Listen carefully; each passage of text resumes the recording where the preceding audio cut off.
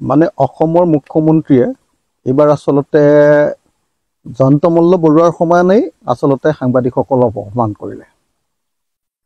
যি বক্তব্য প্ৰদান কৰিলে যে তেওঁ য'তেই যায়, ৰাতি 12টা বজাতে হওক, ৰাতিপুৱা 5টা বজাতে হওক, সাংবাদিকবিলাক আহে।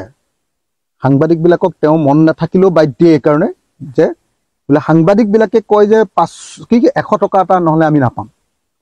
মই নাভাবোঁ যে অসমৰ সাংবাদিকে টকা 100 এটাৰ কাৰণে মুখ্যমন্ত্ৰীৰ পিছত বাইক ল'বলৈ ঘূৰি ফুৰে। বৰং অসমৰ জাতীয় স্বাৰ্থৰ কাৰণে, অসমৰ জাতিৰ প্ৰশ্নবিলাক উত্থাপন কৰিবৰ কাৰণেহে অসমৰ সাংবাদিকসকলে আমাৰ মুখ্যমন্ত্ৰী, আমাৰ মন্ত্ৰী, আমাৰ জনপ্ৰতিনিধি, অন্যান্য সংগঠনবিলাকৰ কাৰ্যসূচীলৈ আহে বুলি মই ভাবোঁ।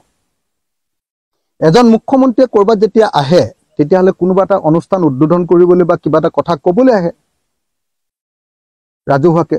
তাত সাংবাদিকে বক্তব্য সোধাটো সেইটো এটা তেনেই স্বাভাৱিক পৰম্পৰা এটা। মইতো ভাবোঁ যে অসমৰ সাংবাদিকসকলে যিমান বাইট ল'বলৈ আগ্ৰহ প্ৰকাশ কৰে, তাতকৈ হিমন্ত বিশ্ব শৰ্মাৰ বাইট দিবলৈ আগ্ৰহটোহে বেছি দেখোঁ মই সদায়। তেওঁতো ধপধপাই থকা দেখোঁ মই অনবৰতে কথা ক'বলৈ। কিন্তু এতিয়া যেতিয়াই সংবাদ সেৱাৰ পৰা, সাংবাদিকসকলৰ পৰা, সংবাদ মাধ্যমৰ পিনৰ পৰা এই চৰকাৰখন আৰু তেওঁ সতীৰ্থ মন্ত্ৰীৰ প্ৰতি আক্ৰমণ বৃদ্ধি পাইছে, আক্ৰমণ বৃদ্ধি পোৱাৰ লগে লগে হিমন্ত বিশ্ব শৰ্মাই সকলো সাংবাদিককে 100 টকাৰ কাৰণে মুখ্যমন্ত্ৰীৰ পিছে পিছে ঘূৰি থকা বুলি অপমান কৰি দিলে। সেইটো মই ভাবোঁ যে অকল মানে মফচলীয়া সাংবাদিকসকলৰ কাৰণে নহয়, সমগ্ৰ অসম আৰু সমগ্ৰ ভাৰত আৰু সমগ্ৰ পৃথিৱীৰ সাংবাদিকবিলাকৰ প্ৰতি অপমান। অসমৰ মুখ্যমন্ত্ৰীৰ এই বক্তব্য পৃথিৱীৰ সাংবাদিকসকলৰ প্ৰতি অপমান যে টকা 100ৰ কাৰণে এজন ৰাজনীতিকৰ, এজন নেতাৰ, এজন মুখ্যমন্ত্ৰীৰ বাইক ল'বলৈ ঘূৰি ফুৰা বুলি কোৱা কথাটো সমস্ত সাংবাদিকসকলৰ প্ৰতি অপমান।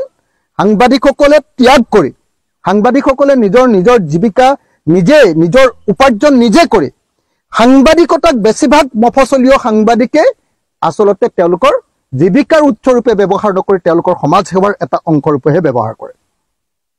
সেই সাংবাদিকসকলক অসমৰ মুখ্যমন্ত্ৰীয়ে 100 টকাৰ কাৰণে দৌৰি থকা বুলি যি বক্তব্য প্ৰদান কৰিলে, এইটো সমগ্ৰ সাংবাদিক সমাজৰ প্ৰতি অপমান। এই অপমানক ধিক্কাৰ দিছোঁ। এনেকুৱা ধৰণৰ অপমানজনক বক্তব্য ভৱিষ্যতে প্ৰদান নকৰিবৰ কাৰণে আহ্বান জনাইছোঁ। আৰু এই বক্তব্য প্ৰদান কৰাৰ কাৰণে তেখেতক ৰাজহুৱাকৈ ক্ষমা খুজিবৰ কাৰণে মই দাবী উত্থাপন কৰিছোঁ।